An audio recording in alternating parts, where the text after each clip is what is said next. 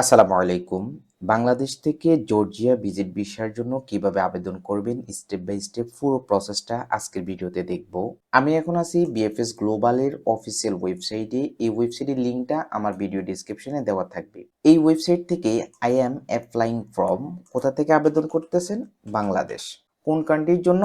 Georgia. Take me to the website, এখানে click করবেন। এরপর এখান থেকে অ্যাপ্লাই ফর এ ভিসা এখানে ক্লিক করব, অথবা নিচে দেখতে পাবেন apply for a visa start now, এখানে ক্লিক করব। এখানে স্টেপ বাই স্টেপ গাইড দেওয়া রয়েছে। 1 নম্বর পয়েন্টে ভিউ মোরে যাব, ভিসা টাইপে যাব, ভিসা ক্যাটাগরিটা দিয়ে দেব শর্ট টার্ম ভিসা। এরপর শর্ট টার্ম ভিসার টোটাল ওভারভিউ পেয়ে যাব। এখানে কয়েকটা হেডলাইন দেওয়া রয়েছে। শর্ট টার্ম ভিসা নিয়ে এখানে ডিটেলস ইনফরমেশন দেওয়া রয়েছে। প্রথমে রয়েছে overview, visa fee, document required, কি ডকুমেন্টস লাগবে, photo, processing time, online application form. Okay, প্রথমে ওভারভিউতে আসি। আমাদেরকে সর্বপ্রথম জর্জিয়ান অনলাইন পোর্টালে আবেদন করতে হবে। আবেদন করার পর যতগুলো ডকুমেন্টস প্রয়োজন এখানে চেক লিস্ট দেওয়া রয়েছে। এই চেক লিস্ট অনুযায়ী যতগুলো ডকুমেন্টস রয়েছে আপনার সবগুলো একসাথে করে বিএফএস এ আপনি জমা করবেন। এই যে নোটটা, এটা একটু কেয়ারফুলি পড়তে হবে। ওকে, ভিসা ফি কত লাগবে? এখানে হচ্ছে ভিসা ফি দেওয়া রয়েছে। কি কি ডকুমেন্টস লাগবে এখানে আমি একটু আগে দেখালাম। এই যে লিস্টটা আপনি একটু পড়ে নেবেন, কি কি ডকুমেন্টস লাগবে ডিটেলস দেওয়া রয়েছে। ফটো স্পেসিফিকেশন রয়েছে, প্রসেসিং টাইম রয়েছে 10 working days, online application form রয়েছে, মোস্ট ইম্পর্টেন্ট কাজ। এখন আমরা দেখব কিভাবে অনলাইন অ্যাপ্লিকেশন ফর্মটি ফিল আপ করবেন। হেয়ার অপশনে ক্লিক করব। আমাদেরকে এই ওয়েবসাইটে নিয়ে আসবে। এই ওয়েবসাইটের বাম পাশে দেখতে পাবেন ই অ্যাপ্লিকেশন রেজিস্ট্রেশন, এখানেই ক্লিক করবেন। প্রথমে আমাদেরকে একটা অ্যাকাউন্ট ক্রিয়েট করতে হবে, এরপরে গিয়ে অ্যাপ্লিকেশনটা সাবমিট করতে হবে। ক্রিয়েট পার্সোনাল স্পেস, এখানে ক্লিক করব। কনফার্ম অপশনে ক্লিক করব। ফার্স্ট নেম, লাস্ট নেম, একটা ভ্যালিড ইমেল আইডি দিব। আমাদের এনআইডি কার্ড থাকলে সেই এনআইডি কার্ডের নাম্বারটা লিখে দেব, এটা হচ্ছে অপশনাল, না দিলে কোনো সমস্যা নেই। ডেট অফ বার্থ দিব, একটা পাসওয়ার্ড ক্রিয়েট করব, জেন্ডারটা দিয়ে দেব। কনফার্ম অপশনে ক্লিক করব। আমাদের পার্সোনাল স্পেসটা ক্রিয়েট হয়ে যাবে। এখানে 4টা অপশন দেখতে পাবো। আমরা চলে যাব ফরেন সিটিজেন, এখানে ক্লিক করব। কান্ট্রিটা চুজ করতে হবে। আমরা চাইলে এখানে সার্চ করতে পারি, অথবা আমাদের বাংলাদেশ বি সিরিয়াল আমরা এখানে ক্লিক করব। বাংলাদেশ সিলেক্ট করব। একটু নিচে যাব, নিচে গিয়ে এম্বাসিটা সিলেক্ট করব, এটাকে ক্রস করে দেব, নেক্সট অপশনে যাব। এরপর এখান থেকে ভিসা অফ জর্জিয়া এখানে চেক মার্ক করব। এখানে আবার 2টা অপশন, আমরা immigration, ordinary and transit visa, এখানে ডিটেলসে ক্লিক করব। এটাকে একটু স্ক্রল করে নিচে যাব। ওকে, নেক্সট অপশনে যাব। এখানে সার্ভিস ফিটা শো করবে, নেক্সট অপশনে যাব। পার্সোনাল ইনফরমেশন, প্রথমে আমরা একটা ফটো অ্যাড করব। প্রোভাইড ইওর পার্সোনাল ইনফরমেশন, পাসপোর্টের তথ্য অনুসারে লাস্ট নেম দিব, ফার্স্ট নেম দিব। আমরা সবগুলো ব্লক লেটার অথবা ক্যাপিটাল লেটার ইউজ করব। আদার নেম যদি থাকে দিব, পার্সোনাল নাম্বার দিয়ে দিব, এনআইডি কার্ডের নাম্বার দিব যদি থাকে, ডেট অফ বার্থ দিয়ে দিব, প্লেস অফ বার্থ দিব, সিটি নেম দিবেন, পাসপোর্ট নাম্বার লিখে দেব, সেক্সটা দিয়ে দিব, সিটিজেনশিপ স্ট্যাটাস দিব, কান্ট্রি নেমটা দিয়ে দেব বাংলাদেশ, পাসপোর্ট টাইপটা দিয়ে দেব অর্ডিনারি, পাসপোর্টের ভ্যালিডিটি ডেট দিব অর্থাৎ এক্সপায়ারি ডেটটা দিয়ে দিব, contract information in the country of resident, বর্তমানে আপনি কোথায় বসবাস করেন। যেমন আপনি বাংলাদেশের নাগরিক বাট আপনি মালয়েশিয়াতে থাকেন, তখন আপনার কান্ট্রি অফ রেসিডেন্ট হবে মালয়েশিয়া। মালয়েশিয়া রিলেটেড ইনফরমেশনগুলো আপনাকে দিতে হবে।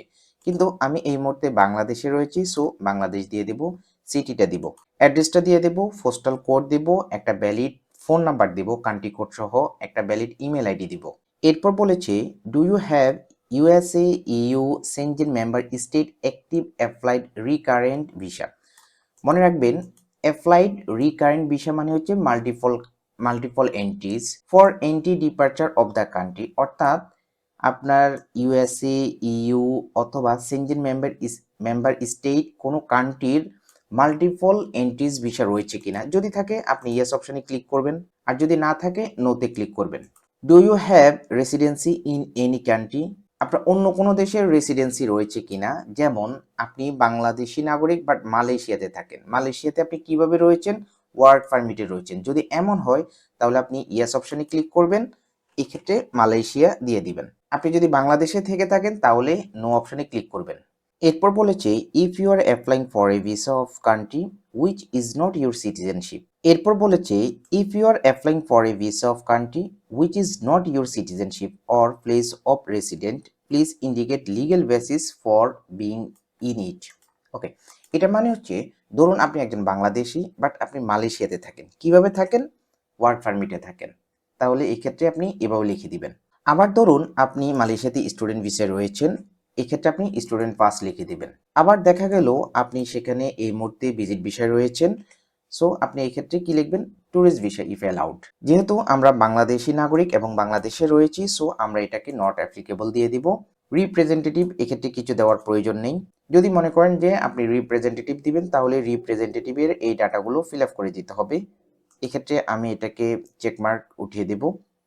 কারেন্ট অকুপেশন, বর্তমানে আপনি কি কাজ করেন? ওয়ার্ক প্লেস দিবেন। যদি কোনো কোম্পানিতে কাজ করেন কোম্পানি নেম দিবেন। আপনি যদি বিজনেস করেন তাহলে বিজনেসের নেম দিবেন। ইউর জব টাইটেলটা দিয়ে দিবেন। স্যালারিটা লিখে দিবেন। অবশ্যই স্যালারিটা জর্জিয়ান কারেন্সিতে দিবেন। ওয়ার্ক ইমেল অ্যাড্রেস দিবেন। ওয়ার্ক ফোন নাম্বার দিবেন। Do you have other source of income? ধরুন আপনি জব করেন, জবের পাশাপাশি আপনার বিজনেস রয়েছে, এই ক্ষেত্রে আপনি ইয়েস অপশনে ক্লিক করবেন। ওভারঅল যদি আপনার সেকেন্ড ইনকাম সোর্স থাকে সেই ক্ষেত্রে এই ডাটাটা ফিল আপ করে দিবেন। এই ক্ষেত্রে আমি নো করে দিচ্ছি। Information about the planned visit. Okay, আপনি কত তারিখে ভিজিট করতে চাচ্ছেন? জর্জিয়াতে কত তারিখে যাবেন? কত তারিখে জর্জিয়া থেকে ফেরত আসবেন? পারপাস অফ ভিজিটটা দিয়ে দেব ট্যুরিজম। কান্ট্রি এন্ট্রান্স কোয়ান্টিটি, অর্থাৎ এটা কি সিঙ্গেল হবে নাকি মাল্টিপল হবে? আমরা সিঙ্গেলের জন্য অ্যাপ্লাই করব। Duration of your stay in Georgia কতদিন? 20। জাস্ট এটাই লিখে দিব। এক্ষেত্রে দেখুন এখানে কিন্তু তিনটা অপশন রয়েছে, ডে, মান্থ, ইয়ার। যদি 1 মাসের হয় তাহলে আপনি এখানে 1 লিখবেন। যদি 1 বছরের জন্য হয় তাহলে এখানে 1 লিখবেন, এটা কেটে দিবেন 1 বছর। সো এক্ষেত্রে আমি শুধুমাত্র 20 দিনের জন্য করব, সো এখানে 20 লিখে দেব। এরপর এখানে রয়েছে কমেন্ট, অর্থাৎ আমরা আমাদের টোটাল ট্রাভেল আইটিনারিটার একটা সামারি লিখে দেব। ঠিক এইরকম কত তারিখে যাব, কত তারিখে চলে আসব এবং যে ট্রাভেল করব ট্রাভেল কস্টটা কে বিয়ার করবে। দেন আমরা একটু নিচে যাব, এডিশনাল ইনফরমেশন পেয়ে যাব। Have you ever been in Georgia before? পূর্বে আপনি কখনো জর্জিয়াতে গিয়েছেন কিনা? যদি গিয়ে থাকেন তাহলে ইয়েস অপশনে ক্লিক করবেন। পারপাস অফ লাস্ট ট্রাভেল, কেন গিয়েছিলেন, কত তারিখ থেকে কত তারিখ পর্যন্ত ছিলেন? এই ক্ষেত্রে আমি নো করে দেব। List of countries you visited last year, গত 1 বছরে আপনি কোন কোন দেশ ট্রাভেল করেছেন? এরপর একটু নিচে চলে যাব। Have you ever been rejected for Georgian visa? পূর্বে আপনি কখনো জর্জিয়ান ভিসা কি রিজেক্টেড হয়েছেন? No. Have you ever been liable for criminal case? No. Have you ever been diseased? No. Information about invitation, most important. আপনার যদি কোনো invitation থেকে থাকে তাহলে আপনি ইয়েস অপশনে ক্লিক করবেন। ইনভাইটেশন নাম্বারটা লিখে দিবেন। এই ক্ষেত্রে কেউ ইনভাইটেশন দেয়নি, সো নো অপশনে ক্লিক করব। Your address during your visit to Georgia, Georgia আপনি কোথায় থাকবেন? যদি হোটেল বুকিং হয় তাহলে হোটেলের নেম, অ্যাড্রেস, একটা valid phone number, email ID দিয়ে দিবেন। আমি জাস্ট জর্জিয়ার ক্যাপিটাল সিটি টিবিলিসির একটা হোটেলের অ্যাড্রেস দিয়ে দিলাম। নিচে একটা কমেন্ট লিখতে হবে। আমরা ঠিক এইরকম একটা কমেন্ট লিখে দেব, কত তারিখ থেকে কত তারিখ পর্যন্ত কোন লোকেশনে থাকবো। ইনফরমেশন অ্যাবাউট দ্য অ্যাকম্পাইং পারসন, আপনার সাথে অন্য কেউ যাবে কিনা, যদি ফ্যামিলি মেম্বার কেউ যায় সেক্ষেত্রে অ্যাড অ্যান অ্যাকম্পাইং পারসন এখানে ক্লিক করবেন। অ্যাকম্পাইং পারসন 1, তার নাম, ঠিকানা, অ্যাড্রেস এগুলো লিখে দিবেন। এরপর ইনফরমেশন অ্যাবাউট ফ্যামিলি মেম্বার, আপনার ফ্যামিলি মেম্বারদের ইনফরমেশন শেয়ার করতে হবে। সো প্রথমে আপনি আপনার স্পাউসের ডাটা দিবেন, এরপর চিলড্রেনের ডাটা দিবেন, এরপর ফাদার, মাদার, যতজনের ইনফরমেশন দিতে চান সবার ইনফরমেশনগুলো শেয়ার করে দিবেন। Upload documents, most important. আমরা আমাদের ডকুমেন্টসগুলো আপলোড করে দেব। Upload all the required legal document, এখানে চেক মার্ক করব। প্রথমে আমি আমার এয়ার টিকিট রিজার্ভেশনটা আপলোড করে দিলাম, এরপর হোটেল বুকিংটা আপলোড করব। এইভাবে আপনি আপনার সকল ডকুমেন্টস এখানে স্টেপ বাই স্টেপ আপলোড করে দিবেন। দেন আপনি চাইলে এখানে একটা নোট লিখতে পারেন, টোটাল আপনার ট্রাভেল আইটিনারি একটা সামারি। না লিখলেও নো প্রবলেম, এখানে একটা চেক মার্ক করতে হবে। নেক্সট অপশনে ক্লিক করব। এরপর আমাদের অ্যাপ্লিকেশন সামারি শো করবে। আমরা আমাদের পুরো অ্যাপ্লিকেশনটা রিভিউ করব, কোনো ইনফরমেশন ভুল রয়েছে কিনা, এবং আমরা আমাদের অ্যাপ্লিকেশনের একদম নিচে চলে যাব।